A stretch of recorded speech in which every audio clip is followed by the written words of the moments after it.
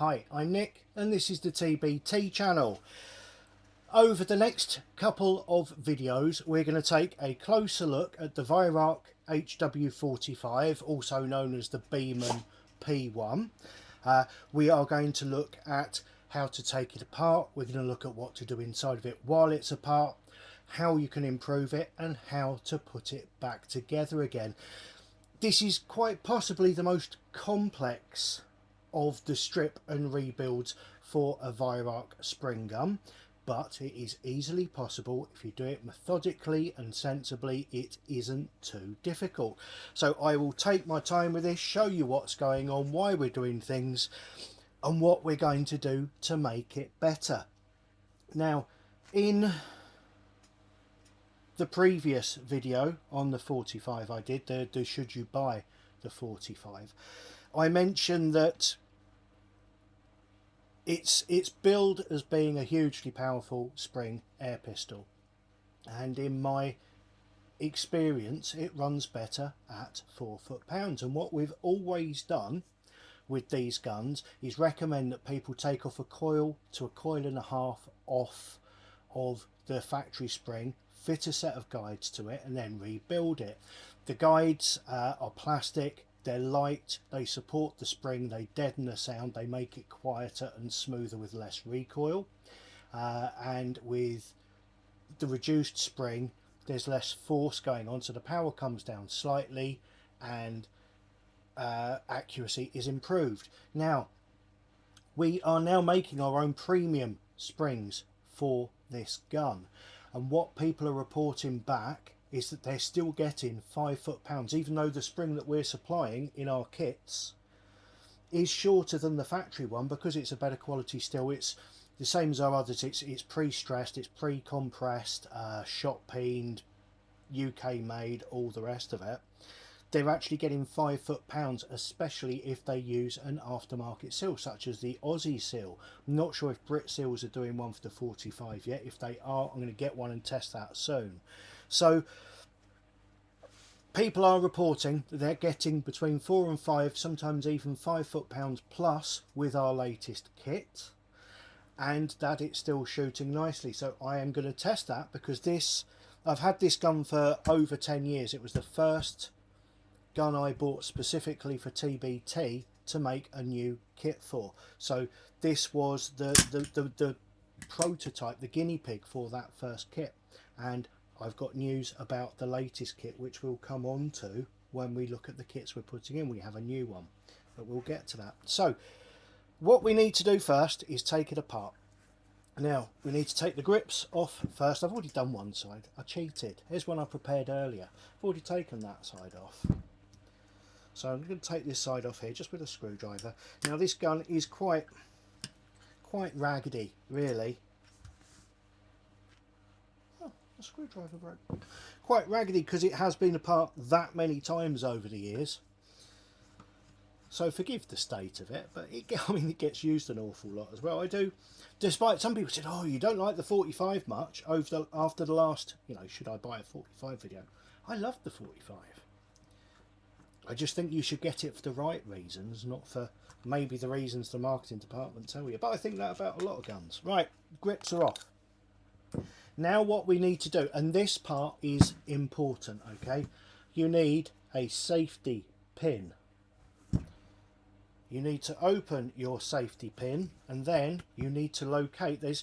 We've got an anti-bear trap thing here. It's under tension at the moment. While this is down, it's under tension, allowing the spring, the trigger to work. When we release this, if you see this bar here, when I release the top, you'll see that comes down. That part is now not there, and when I push it back it sticks out again, and when it goes down it disappears again, like that. If you go further taking this apart without putting a safety pin in there, the trigger sears will move. You won't be able to cock the gun, and then it's just drama until you get it right. People often contact me and say, I forgot to do that bit, how do I set the sears up? And the only answer I can really give you is trial and error, and it's a pain in the bum, and I'm not going to deliberately put my trigger sears in the wrong way round to find out, because I don't enjoy doing it. Triggers are witchcraft. So I've put a safety pin through that, so that now when I release the top section, the over lever, the safety pin has stopped this anti-bear trap bar from moving. Okay, that is good. Next we need to remove the top part of the gun, and for this, underneath here we've got a pin running through that is our hinge, and underneath here we have a small Allen key that locks that pin into place to stop it from falling out in use. So we need to get an Allen key the correct size. We don't need to remove this one completely, just loosen it like that, and now that pin should simply push through. There we are. That has come out of that section there. Put it to one side, he is safe. Now when I release the top of the gun, it will all come away. Push it back, push the whole thing backwards towards the back there, and the little cocking arms will come free from the compression tube, allowing you to remove it. There. Now the next part again is important. We've got another little bolt there with an Allen key head. It is vital that you get the correct size for that Allen key head.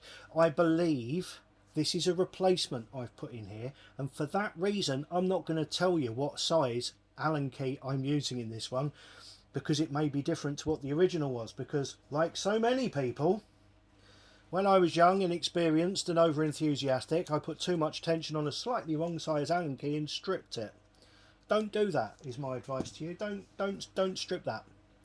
It's not a good thing to strip.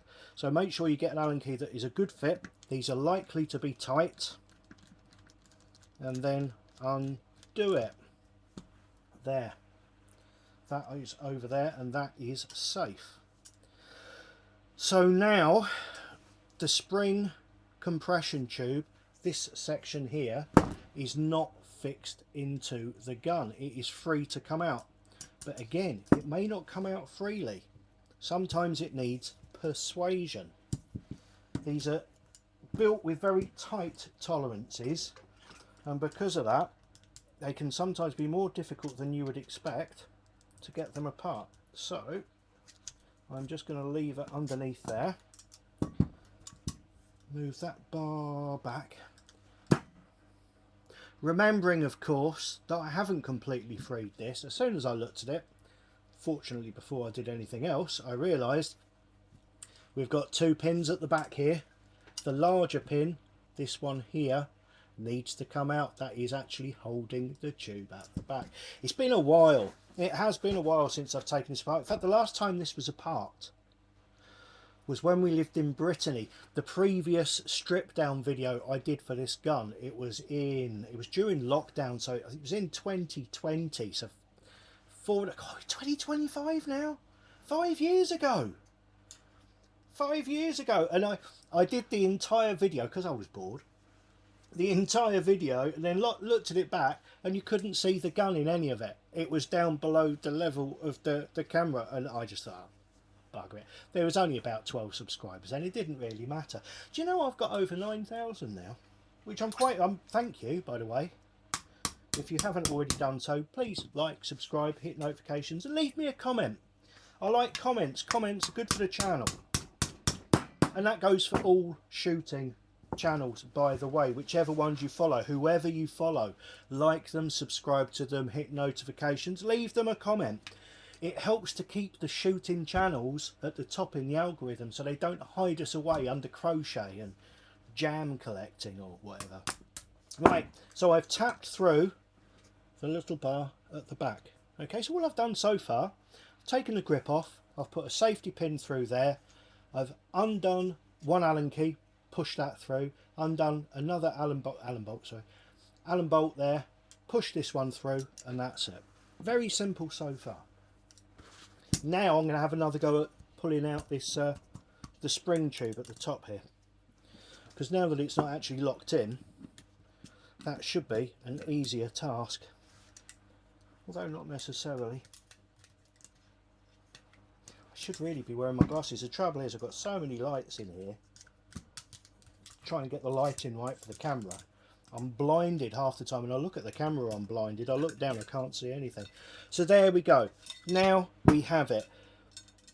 Because I remember to put my safety pin in there. I'm sorry, somebody said I was very American-like. I keep repeating things. I'm repeating things so you don't forget the safety pin. It's important. Because the safety pin's in there, the trigger's all stayed in place, the sears are all in place. You can put that aside. We don't need to do anything with this. Everything we've taken off so far doesn't need, you don't even need, well, you can clean it, but you don't need to do anything to it. What I will mention while I'm here is the barrel is interchangeable. Okay, you've got a couple of Allen key bolt things here at the back with a little lock over the top. You can undo those, pull out the barrel, put in a different caliber, put them back down again. Be very careful that you use the correct sized Allen key. So now we have this little groover. This is the power plant. This is the cause for all of our consternation, because inside of here we have a spring that is under a massive amount of tension, and I mean a lot of tension. Okay, a lot of guns, I say to you, well, you may not need a spring compressor. When you start undoing it, you have a little feel of the spring. It should be okay just with hand pressure. This one won't. This one will not be okay with hand pressure. What I use, have always used, is one of these, just a little solo clamp. Now it's a good tool for the job because it's going to give you enough space to pull it apart, and it's going to give you enough pressure to put it back together again as well. But what you do need to be aware of is there's so much pressure in there that when you come to let off the pressure of the spring, if you're unsure, get a towel and just drape it over the whole lot when you undo it. Excuse me, frog in my throat. While you undo it, so if it goes ka-twang, you contain all the pieces together, not going through your conservatory window, Gary. Although I think that was a 98. But yeah, Gary Chillingworth, if you watch his channel, he fitted one of our kits in his conservatory and nearly put a window through with the spring compression. So I am going to find something. I'm just going to use a flange here. It's the right size to put some pressure onto the inner part. This end plug here is what's holding it. We've got a pin here, a plug. So I want to be able to impart a small amount of pressure just to relieve the spring tension off of this plug. Now, left shoulder is hurting as usual. Ignore me, I'm a drama llama. Let's just bring that up to the correct place there. Small amount of tension onto that. And now that should enable us some support underneath just to gently drift through.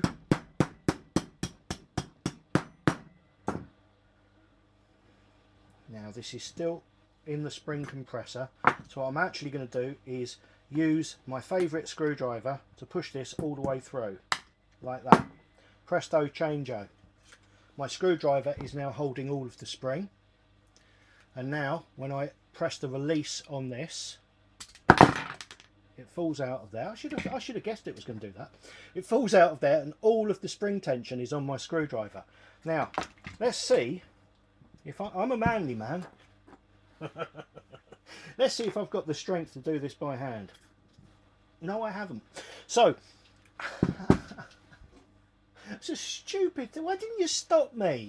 Obviously that was a silly thing to do.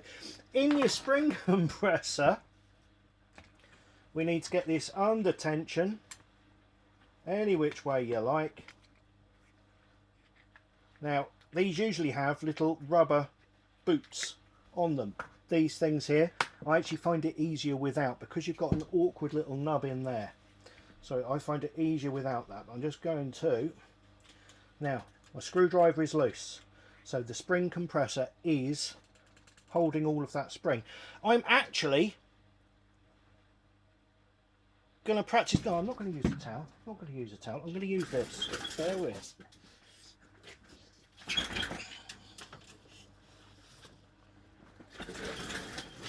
Here's one of my stripped down mats. I'm just going to put the whole thing inside of that to show you what I mean about, I'll turn it over the other way, to show you what I mean about containing everything inside.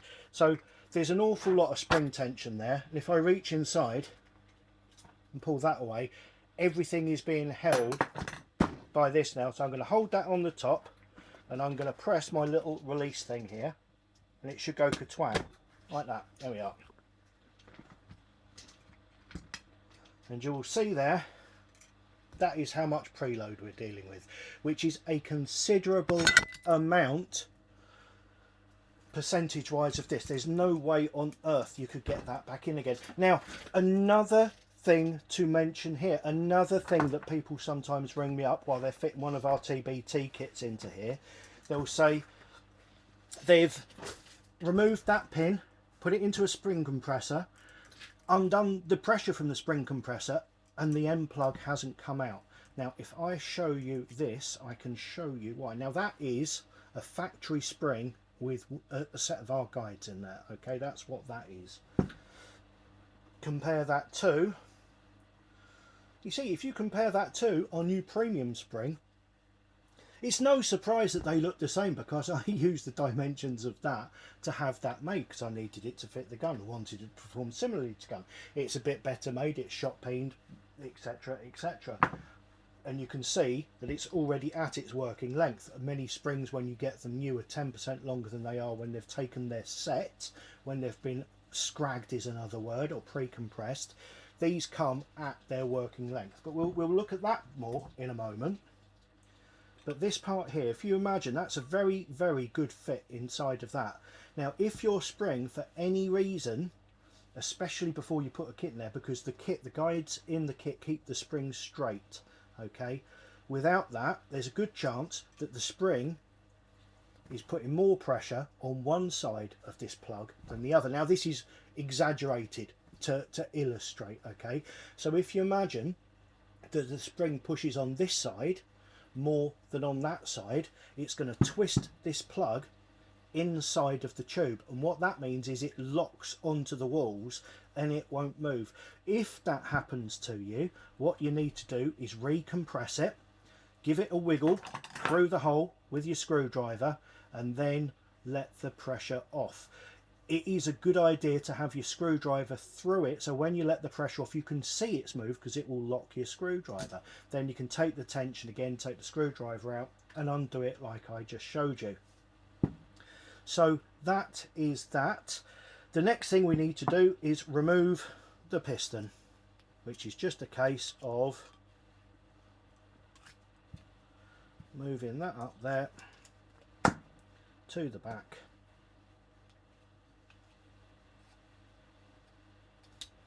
And that's it. There is your piston. Okay, what we need to do now, two things I want to mention here. If I seem like I'm hesitating, I want to make sure that I don't miss anything here. Okay, so what I want to do is look at this tube where you've got this section in the center between the two slots for your cocking arms. Make sure that isn't raised, make sure it is smooth and flat. The one part that can fail on 45s, because they're oversprung, when these cocking arms are inside of the slot, there's an awful amount of tension going on there, and they can literally pull that thin piece of steel that sits between the slots, it can pull it up out of the tube. Make sure yours hasn't started to do that. You can get a replacement of this. These are available. If it has happened to yours, it isn't the end of the world. You can fix it. Contact me if you need to, but it is something to be aware of and to keep an eye on. It's another reason why, for a start, you want to take the gun apart as soon as you can, because it will be dieseling. You need to stop that. Secondly, reducing the overall pressure of the spring. Apparently with our new ones, the power is still there. Great, wonderful.